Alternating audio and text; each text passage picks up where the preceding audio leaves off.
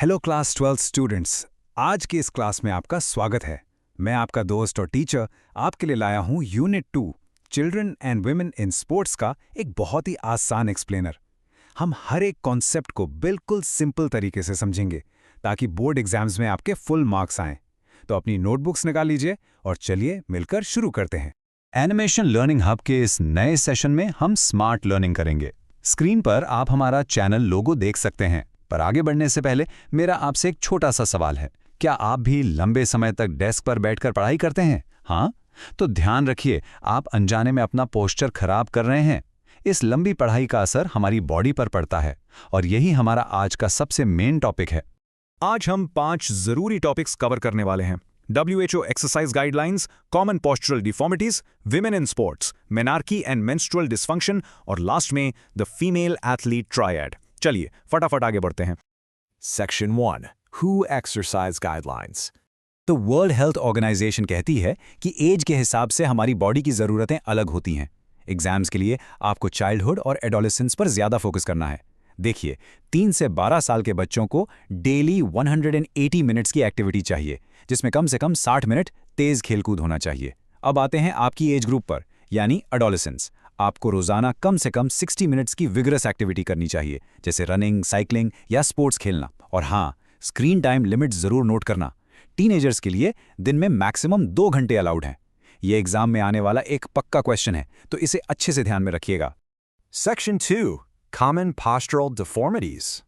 भारी school bags, लगातार phone में घुसे रहना और गलत तरीके से बैठना, इन सब से हमारा पोस्चर खराब होता है। पर पोस्चरल डिफॉर्मिटी एग्जैक्टली है क्या?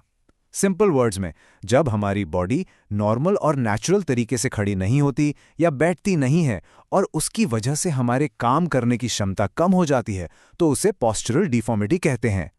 एग्जाम में 1 मार्क के क्वेश्चन के लिए आपको बस यही एग्जैक्ट डेफिनेशन लिखनी है, आपको पूरे मार्क्स मिलेंगे। चलिए पहले लोअर बॉडी की डिफॉर्मिटीज को समझते हैं। पहला है नॉक नीज, जिसे मेडिकल टर्म्स में जेन्यू वैल्गम कहते हैं। इसमें घुटने आपस में टकराते हैं पर एंकल्स के बीच गैप रहता है। फिर आता है फ्लैट फुट या पेस्प्लानस, जहां पैर का तलवा एकदम फ्लैट होता है, जमीन पर पूरा लगता है और कोई आर्च नहीं होता। तीसरा है बो लेग्स या जेनु वायरम, जिसमें खड़े होने पर घुटनों के बीच बहुत बड़ा गैप होता है। ये सब प्रॉब्लम्स आमतौर पर विटामिन डी और कैल्शियम की कमी, मोटापे या बचपन में जल्दी चलने पर मजबूर करने की वजह से होती हैं। इनके मेडिकल नाम पक्का याद रखना, मल्टीपल चॉइस क्वेश्चंस में ये बहुत आते हैं।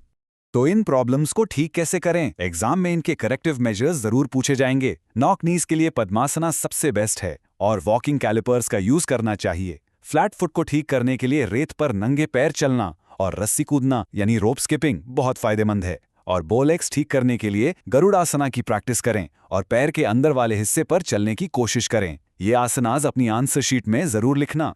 अब आते हैं स्पाइन पर, यानी स्पाइनल कर्वेचर डिफॉर्मिटीज। स्मार्टफोन को लगातार झुककर देखने से राउंड शोल्डर्स और काइफोसिस की प्रॉब्लम होती है। काइफोसिस हमारी स्पाइन के अपर पार्ट यानी थोरैसिक रीजन का बाहर की तरफ निकला हुआ कर्व होता है, जिसे हंचबैक भी कहते हैं। दूसरी तरफ लॉर्डोसिस हमारी पीठ के निचले हिस्से यानी लंबर रीजन का अंदर की तरफ कर्व है, जिसे हॉलो बैक कहते हैं। आखिर में है स्कोलियोसिस, जिसमें स्पाइन साइड की तरफ मुड़ जाती है और एक सी या एस शेप बना लेती है। एग्जाम में अपर और लोअर बैक के कर्व्स का फर्क बिल्कुल क्लियर रखना। अब देखते हैं स्पाइन को ठीक करने के तरीके। राउंड शोल्डर्स के लिए चक्रासना करें और किसी हॉरिजॉन्टल बार पर लटकें ताकि चेस्ट प्रॉपर्ली ओपन हो। लॉर्डोसिस के लिए हलासना और सिटअप्स सबसे इफेक्टिव हैं। काइफोसिस के लिए धनुरासना बेस्ट है और सोते वक्त फ्लैट बेड और बिल्कुल पतले पिलो का यूज करें। और ध्यान दीजिए, पॉइंट नंबर 4 बहुत क्रूशियल है। स्कोलियोसिस के लिए स्विमिंग, खासकर ब्रेस्ट स्ट्रोक, सबसे बेस्ट इलाज है। इसको अपनी नोटबुक में हाईलाइट कर लीजिए, ये बहुत बार एग्जाम में आता है। Section 3. Women in Sports. History में औरतों को स्पोर्ट्स में आगे आने में बहुत मुश्किलें आई थी, पर पीटी उषा और कर्णम मल्लेश्वरी जैसे इंस्पायरिंग फिगर्स ने इन सभी रुकावटों को तोड़ दिया।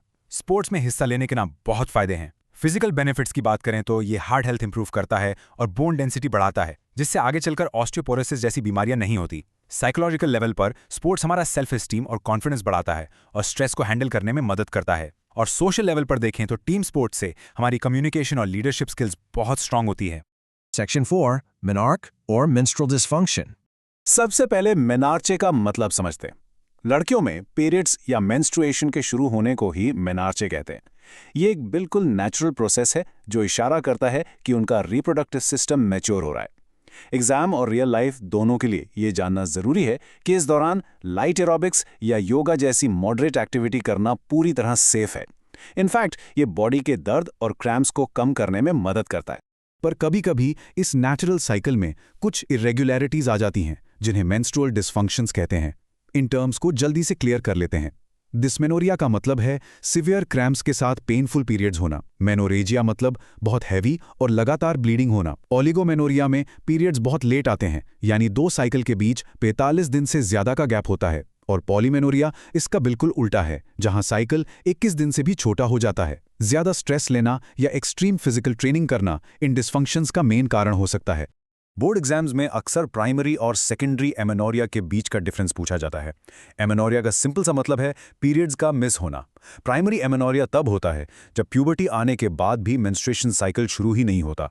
वहीं सेकेंडरी एमेनोरिया तब होता है जब पीरियड्स पहले तो रेगुलर थे, पर अचानक किसी वजह से 3 महीने या उससे ज्यादा टाइम तक पूरी तरह बंद हो जाते हैं।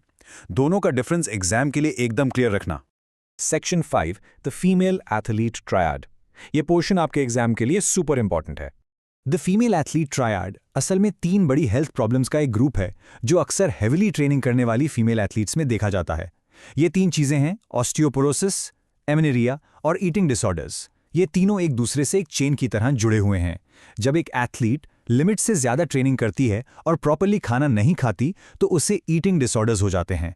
इसकी वजह से बॉडी पर बहुत प्रेशर पड़ता है और एमेनेरिया यानी पीरियड्स बंद हो जाते हैं, जिससे बॉडी में ईस्ट्रोजन हार्मोन कम हो जाता है और आखिर में ऑस्टियोपोरोसिस हो जाता है। ये एक बहुत ही खतरनाक साइकिल बन जाता है। इस साइकिल का पहला हिस्सा ऑस्टियोपोरोसिस, इसे आप सिंपल भाषा में कमजोर हड्डियों की बीमारी कह सकते हैं। इसमें हड्डियों की डेंसिटी कम हो जाती है, वो वीक हो जाती हैं और जरा सा झटका लगने पर भी स्ट्रेस फ्रैक्चर्स हो सकते हैं। ये प्रॉब्लम मोस्टली कैल्शियम और विटामिन डी की कमी से होती है और जैसा कि मैंने पहले बताया, एस्ट्रोजन हार्मोन कम होने की वजह से ये ट्रिगर होती है। इसका सबसे बेस्ट इलाज है एक बैलेंस डाइट जिसमें कैल्शियम की मात्रा अच्छी हो और साथ में रेगुलर वेट बेयरिंग एक्सरसाइजेस करना। अब आते हैं ट्रायड के आखिरी हिस्से पर, ईटिंग डिसऑर्डर्स। आपको इन दोनों मेन टाइप्स का डिफरेंस अच्छे से पता होना चाहिए ताकि एग्जाम में कंफ्यूजन ना हो। एनोरेक्सिया नर्वोजा में इंसान के अंदर वेट बढ़ने का इतना ज्यादा डर होता है कि वो खाना ही छोड़ देता है, प्रैक्टिकली खुद को भूखा रखता है। दूसरी तरफ बुलिमिया नर्वोजा में एथलीट पहले बहुत सारा खाना एक साथ खा लेती है और फिर वही वेट बढ़ने के डर से तुरंत उल्टी कर देती है ताकि खाना बॉडी में पचे ही नहीं। और बस इसी के साथ हमारा यूनिट 2 का सिलेबस पूरा होता है। आप सभी ने आज बहुत फोकस के साथ पढ़ाई की है। इन की डेफिनेशंस को लगातार रिवाइज करते रहिए, करेक्टिव आसनास को नोटबुक में लिखकर प्रैक्टिस कीजिए और इन सभी मेडिकल टर्म्स के बीच का फर्क याद रखिए। मुझे पूरा भरोसा है कि आप अपने एग्जाम्स में बहुत अच्छा परफॉर्म करेंगे। ये video animation learning hub studio channel पर है। अगर आपको वीडियो पसंद आए तो लाइक करें, थम्स अप, शेयर करें, रीपोस्ट और चैनल को सब्सक्राइब करें। Bell icon